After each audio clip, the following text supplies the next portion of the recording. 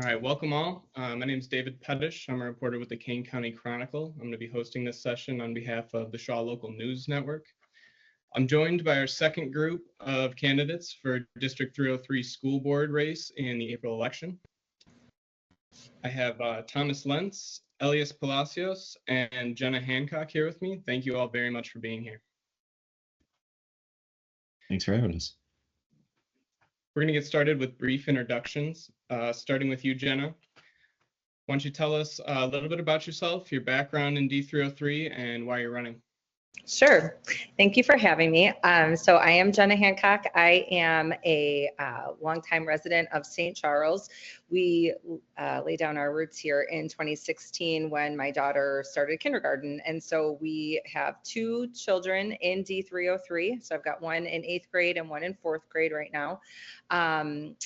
Along with that, I have experience teaching in the district as a high school teacher at St. Charles East, as well as some other subbing assignments there. And prior to that, I was a high school teacher. So I taught family and consumer sciences and business classes at Glenbard North High School for 12 years. And prior to that, I have experience in human resources out of college, which I did for about 6 years. So what drew me to running for school board is being more involved in our community, serving the district that serves my children so well. I'd like to bring the voice of teachers and students to the board table. And I've got some ideas of things of directions I'd like to see the district go in, which I'm sure we'll get to touch on throughout this interview. I've also been endorsed by the We Can Lead Change organization, as well as all 3 District 303 unions. Excellent. Thank you. Thomas, you, same question? Yeah, hi everybody. Thomas Lentz, currently serving on the board, wrapping up the end of a 2-year term here. I moved to the district in 2019 with my wife and 3 children that all go to elementary school here. I got involved originally when we moved here with the Citizens Advisory Committee, toured our buildings, got to really know the district and help put together the strategic plan for the district. I was a little shocked when I moved here, just at the disrepair of our buildings, and then afterwards, like actually digging into our academics and seeing how we'd been on a bit of a decline for nearly a decade, and COVID had kind of shoved us right off a cliff there.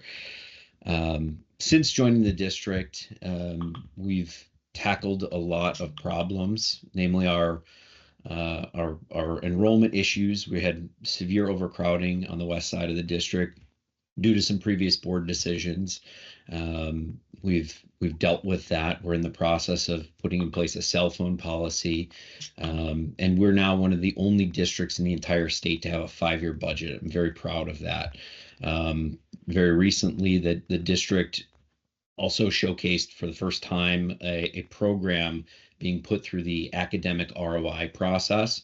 That's something I've pushed for very strongly. One thing that I've heard from the community quite a bit is how the district just opens up programs and then doesn't measure them. And so we finally have really hard measurement on our multilingual program. The board has just recently taken action on that as well. So it's been an action-packed 1.5 years. There's still a lot of work to do to continue to turn the ship around. But I'm excited about it, and I've been excited to really dig in and help the community here. So thanks. Thank you. Elias, tell us a little bit about yourself and why you're running. My name is Elias Palacios, and I came to this area in 2005. And then my 2 children attend the district. One is in 9th grade and the other one is 5th grade. And one of the reasons that I was just motivated to participate or running as a board member is that my children, and one of them experienced bullying. Then I was reflecting on myself, quote unquote, I am an expert clinician by training and experience, and I work as a psychologist for the state of Illinois in a forensic program for 13 years with all major mental illness, crimes, personality disorders, IQ, etc., any other dilemmas. And I was thinking, okay, since also I heard from other parents, there was problem with mental health and addiction. Okay, those areas I specialize in those areas, and I am a clinician also, I said, by training and experience. And then this one, my three issues that I'm running for is one is safety. Safety because that is we need to get a better job with bullying, how we do and respond to those events or experience. And also to prevent a mass shooting within the school premises. And the other one is excellent education, because we want to have an excellent education, not any education, especially when we spend 18,000 per student. And the other one is taxes. We need to have an adequate taxes, which is appropriate for the school. Thank you. Thank you very much. This next one, we're going to start with you, Thomas. What's the biggest challenge you believe the district is facing currently? And what do you think that D303 families' biggest concerns are right now? Ooh. So the biggest challenge that I think we're facing right now is it's probably our high school renewal and what we're doing with the programs and how we're gonna work through that. That's something that's been a priority for the board, since I've been on it. There's a lot of work and effort that's going into it and trying to figure out like the tracks and the different opportunities, especially with the state coming in and starting to mandate that courses that you take in middle school actually will show up on your high school transcripts. Previously, that was an option. Now it's mandatory. So that's, I think, the biggest obstacle that we're facing. That includes, that impacts programming and a number of other things, also our budget. As far as what families are concerned with, David, I've been walking around, like when I campaigned last time, I walked and talked to, hundreds and hundreds of people in our district and asked them what their concerns are. Ones that I'm hearing, one is the start times, end times, all that stuff. People still have challenges with that. Another one is the taxes. I can't tell you how many people have told me that they're concerned with the growth of our taxes. King County is the fourth highest property taxes in the state. So people have really expressed a lot of that. And then the next is just academics in general. People worried about that their children aren't being challenged, or that we don't have the right staff for those children in need. And again, for me, that goes back to our programming, that goes back to evaluating our programs to make sure that we have the right amounts of staff. The AROI process that we went through for multilinguals actually showed that we weren't staffed appropriately at Richmond, that we needed more staff there. So those are really the things that I'm hearing. I'm sure that I'll hear more as we get closer to the election. Thank you. Elias, same question. What is the biggest challenge the district is facing right now, and what do you think families' biggest concerns are? I think it will be just to keep the taxes low and allocate appropriate the money where it's supposed to be responsibly. This is one. And the other one is the education. That is in my campaign issue, excellent education, because I was looking at the reports and I see the SAT was decreasing in the 12th grade like 45 points. And also I was thinking, okay, GPA and testing need to be concurrent. If it is a lot of discrepancy, we need to come back and review those things. And especially when we are going to have high achievement, we don't want to just saying we're going to send people to one school. We want to send 4 years college, and community college, elite universities, and all over. But we want is to be prepared for any university or any college that they want to go. Those are the main thing, because parents are conveying to me, and also safety, because bullying is one of the main thing. They are conveying to me how the district is handling experience of bullying in a negative way. Those are the district and parents. Thank you. Thank you. Jenna, same question. So I think that this is a complicated question, because I think that the answer really depends on the age group that you're talking about, right? The concerns that parents of our younger students have is a little bit different than those of our high school students, and then even the teachers who live and work in the community. So I'll talk about a couple of things. I appreciate the work that went into the AROI on the multilingual program. I think it also shed some light, sorry, barking dog here. I think it shed some light on the special ed community. There's a lot of concern when I'm talking to families that their students who are in special ed are not receiving services the way that they should be, or in a way that is actually helpful for their student in the classroom. Along with that, we have some behavioral issues that are causing disruption, distraction in the classroom. And of course, that's going to lead to academic performance as well. For me, a main tenet of my campaign is focused on the high school experience. That is where my background is mostly. And I think that we have an opportunity right now to really explore and change the high school experience so that it is more reflective of the current times, as well as preparing our students for all of the other experiences that they can have post high school besides a traditional four-year college. So we'd like to see, I'd like to see, and other community members would like to see more opportunity for internships, for dual credit courses, for career readiness, as well as celebrating those pathways rather than it being a default if they're not going to four-year university. Thank you. Don't worry about the dog. I'm sure we'll be able to edit that out in post, and might get the dog lover vote with that. Thanks, we've got two. So this next one, we're going to talk about cell phones. Cell phones in schools obviously have been a topic of debate nationally, especially in Illinois, where the governor has been pretty outspoken about wanting them banned from classrooms. There's been a wave of new changing cell phone policies in districts across the state. Question is this, and we're going to start with you, Elias. Do you agree with the governor's stance that cell phones should be banned from classrooms, and why or why not?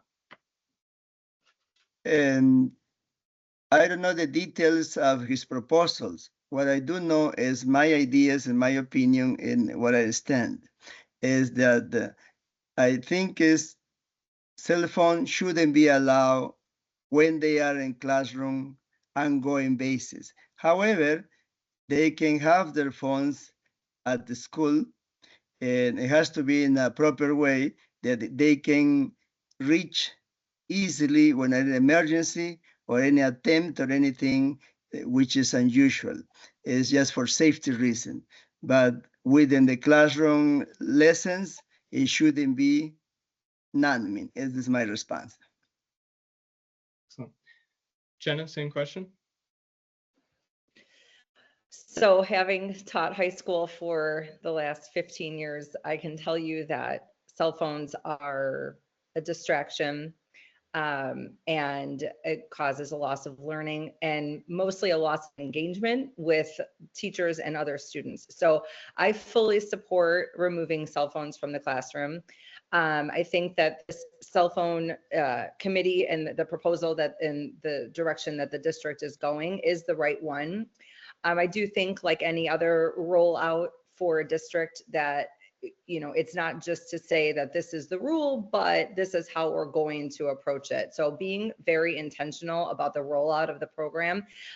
Yes, of course, our students are going to have their phones on them. I think we are long past the idea of students not having their phone at school with them, but it is a matter of how we manage it throughout the school day and throughout hallways in the cafeteria, because it leads to a lot of other drama and issues when they're on Snapchat the entire time walking through the hallways in the cafeteria. So I think that we're going in the right direction. I'm very happy to have read the results of the cell phone policy, the group that worked on that. And so now I do just want to make sure that we're supporting teachers, administration for enforcing the rules. Thank you. Thomas? Boy, it would have been nice if he'd come up with that mandate before we did all the hard work, right? No, I'll say this. One thing that I've learned is that people don't like being told, what to do, right? In this case, I agree. I think cell phones are a distraction, and that's one of the reasons that we made examining it and removing the cell phones from our classrooms a goal for the superintendent with his last contract. Teachers have been complaining about it to their unions for over a decade, right? Nothing's ever been done with it. But we made it a priority, and we asked the superintendent, and he did a really wonderful job. And I sat in on all those meetings. But we engaged the community, right? And that community included our teachers, our students, parents, other community members, and administrators. And we were upfront with everybody and said, hey, this is probably where we're going to get to, but we want to get feedback from everybody. We want to understand what are going to be the challenges with implementation, what are going to be the potential pitfalls, what exceptions for people with medical, like what are the things that we need to be aware of when we're doing this. And then the group did amazing work and came up with policies for each level of the school that exemplifies or highlights what we're hoping to gain out of the policy for that level.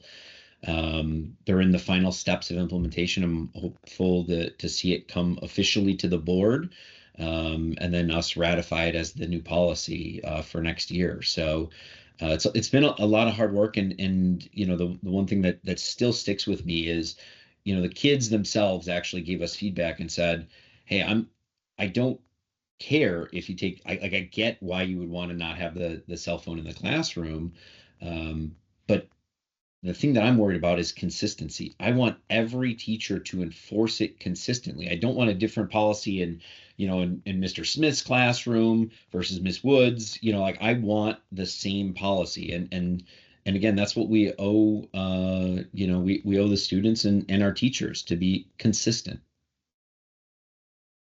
Thank you. Jenna, this next question starts with you. If elected, what accomplishments would you have to achieve in the first term or your next term in order for you to consider it a success?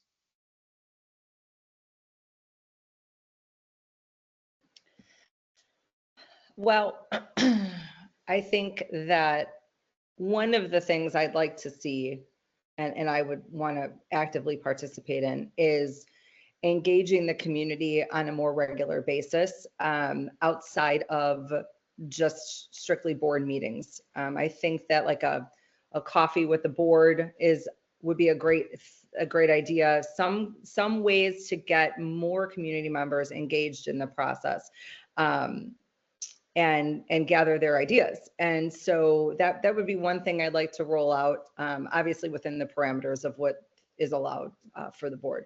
But my main goal would be this high school experience, and if we can in the next couple of years really rethink the way that we do high school.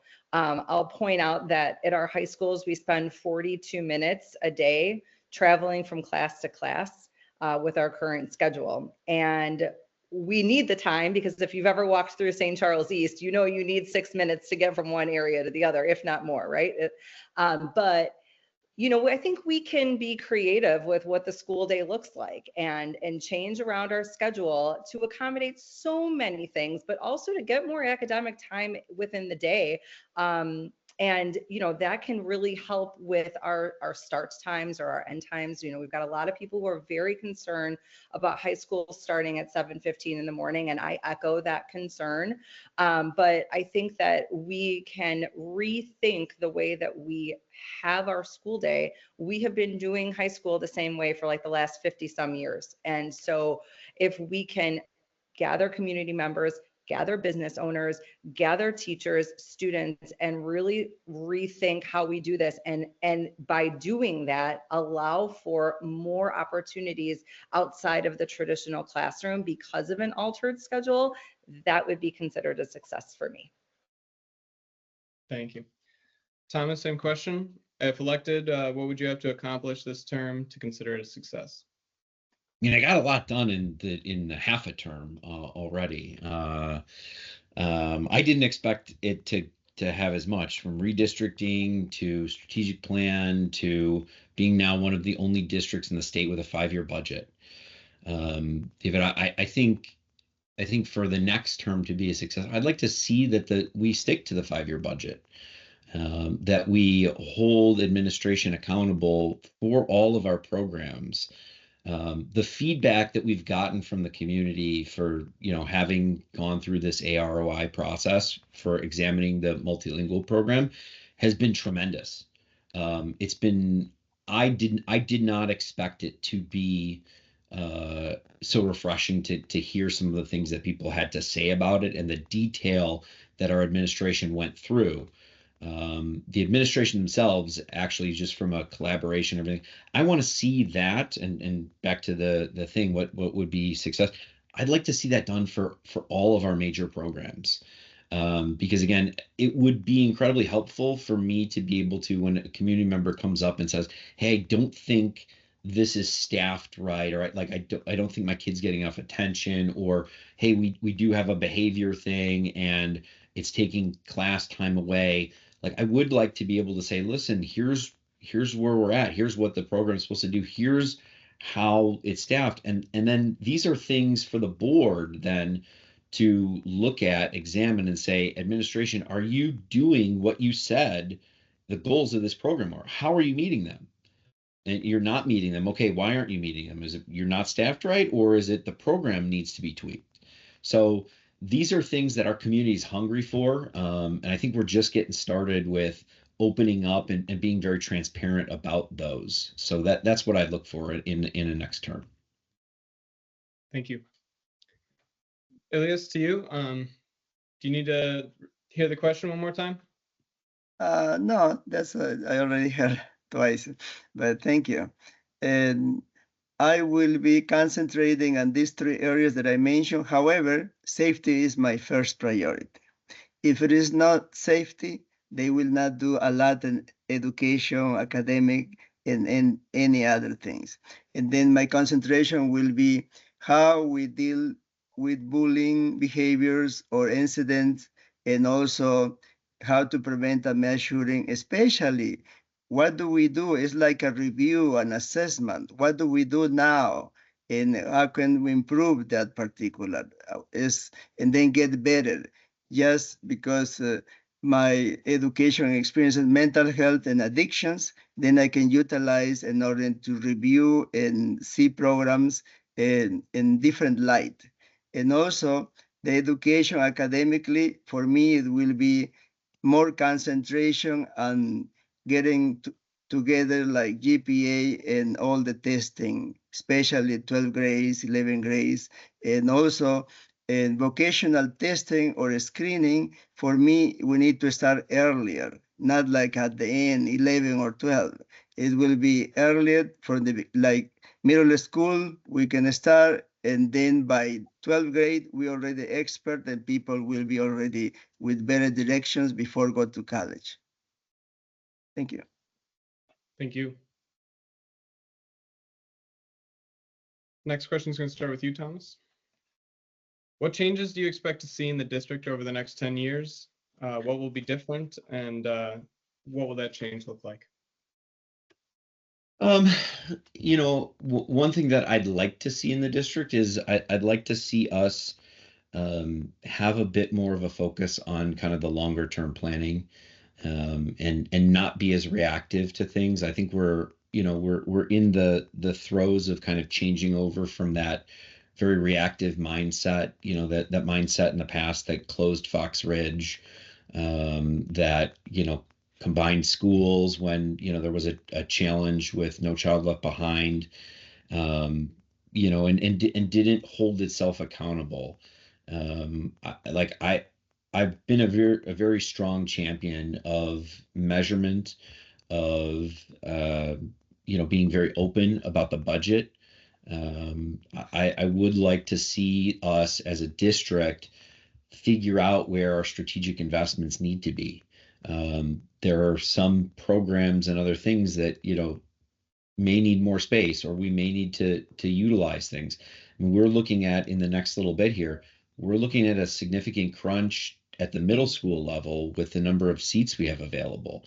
And as our district continues to turn around from the decline and continues to grow as a great place for academics, we're going to see more people come here as a destination district. We're going to see more demand for those seats at the middle school level and everything else. So I'd like to see us start to have a plan for how we address that. Whether it's we figure out, do we have to do a referendum? Do we have to, there's going to be some things here in the next 10 years. If we continue to turn the district around, more people are going to want to be here. And that's something that I'm eager for the challenge. I'm also, kind of apprehensive and I want to start planning for it. So. Thank you. Elias, same question. In 10 years, it's like a long-term goal, but it's good. And I will be happy and content as a parent because I got 2 children, and also as a taxpayer, and also as a clinician in this mental health and substance use disorders. And I think it's a board to see in 10 years that students, when they go out, like in 12th grade, they will know exactly what they want, especially academically, and not exactly to continue thinking in college the first 1 or 2 years.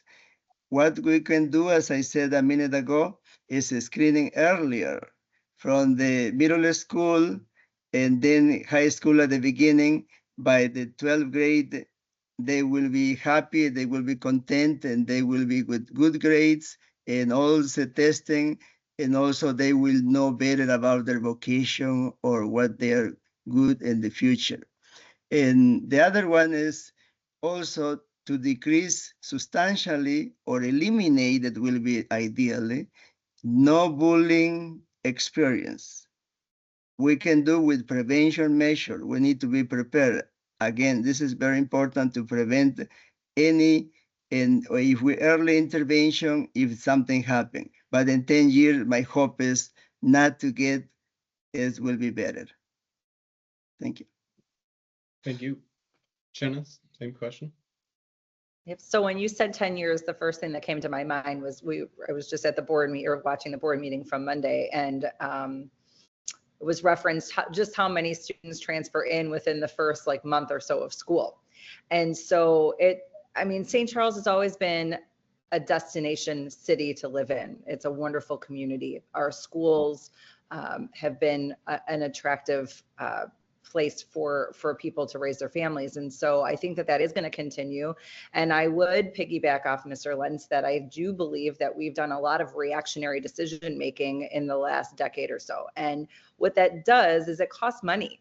When you change a school to become an early childhood center, and then you close a school, and then you reopen a school, and then it gets reimagined for something else, all of those things are necessary because they're reactions to what has happened. So I think really looking into the future and making a plan and thinking about the buildings that we have and what they could potentially be used for. And then possibly, are we going to need another building? You know, the middle schools were brought up. They're very full. Something that I've been hoping to see, and maybe it will happen in the future, is we have Compass Academy, which is our third high school in our district, and it is a really successful place for a small group of students, and it works because it's a small group of students. When we talk about bullying and other experiences that our students have in middle school, I think that it would be really great to have an opportunity for our middle school students to have an alternative location, to maybe have their school day look a little bit different. One of the issues that we're struggling with in our district is chronic absentees. And so we need to react to what is that and what's causing it, and what can we do to make our buildings more accessible to students. If it means it's a different schedule or a different location, a smaller cohort of students to work with. I just feel like there's a lot of opportunity for us to like break the mold and to, because we're a destination, create a school experience that works for all families throughout the district. Thank you. Elias, this one starts with you. What grade would you give the current school board's overall management of District 303, and why? That's a good question. I don't have the 100% answer in that. However, according to my sources, in reading and viewing the videos, and also taxpayers, other people, and then I can all together, I think they are doing a good job, but giving a number is difficult for me to give a percentage, because those data is not it's a soft data, it's not like hard data. It will be difficult to percentage. However, doing a good job, but they could be done better, meaning improvement is needed. That's I mentioned, that's my reason for running, is that safety issues has to be decreased, meaning bullying has to be minimum 0 will be okay. And then the board is responsible for calling the superintendent, administration, and how they can do better in that particular, and also academics. Real quick, if you had to give a letter grade, what would you rate it if you had to give a letter grade? Oh, this reminds me like my program. They said that I got the A-, and I was thinking, oh, maybe it's a 95, almost 96, but it's still A-. Okay, I can give, if I wanted to, it's kind of subjective, but I can give, for me, a B. We want an A. That's my goal. Yeah. Thank you. Jenna, same question. I think in some aspects, our board is doing great. I think financially, they've made a lot of very good decisions, and like we do have this 5-year strategic plan. And so overall, if I have to give a letter grade, I'll give a B. I think we do have room for improvement. I think we have room to really hash out our decisions before it sort of feels like some people have already made their decisions on the direction that they would vote. That would be an area that I've witnessed personally and as a concern for me. So I'll give it a B. And I think that with a few new members, we can really raise that up to an A. Thank you. Thomas, same question. I'd say A-, B+. I think, there have been some things that we've made decisions, and I haven't always agreed with all the decisions. I haven't always had the votes, right? There have been some things where, where administration may have stumbled, and it reflected on the district and on the board. There's some things where the board has just by being 7 independent members, right, had its own disagreements on. But I think the work that's been done and the amount of work that's been done it's a lot. I don't think the public always understands like all the things that go in behind the scenes to get to a board meeting, to a committee meeting, all the research that has to be done, all the effort that has to go into it. Um, I think with continued focus and continued like learning the lessons, just like we are on the programs, I think we can be an A, and we should be striving for that for our kids here. Thank you. All right, this is our last question. Our first group really found this one to be challenging, so please take your time before answering. We're going to start with you, Jenna. If the football teams of East High School and North High School are playing against each other, who are you rooting for?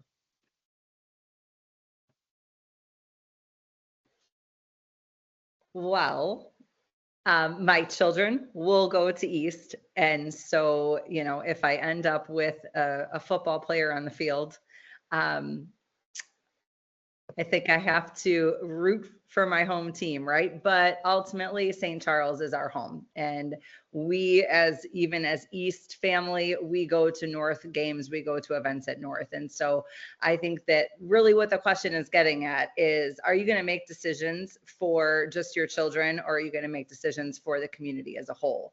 And I'm a community as a whole person. I've been a teacher and I run a business, and I never ask anybody what their home team is, right? So we approach every family with the same respect and dignity and appreciation for them being there, that as my neighbors across the street or across town. And so I'm rooting for everybody, but I might have to wear orange and black to a game. Thank you. Mr. Lentz? If my youngest's trajectory continues, I will be at the North Football Stadium watching him play. So I'll be wearing that blue and white. But I think Miss Hancock's point is well made, right? Like from a board seat, I'm excited when both of our teams do well. I'm excited when any activity in our district. From the we just recently had some music programs that went to state and did some pretty amazing stuff down there. That's my favorite part of any board meeting, is when the superintendent gives his update and showcases the amazing students, the amazing achievements across the district at both high schools. So, but personally, I'll be rooting on my kid at North. Thank you. And Mr. Palacios?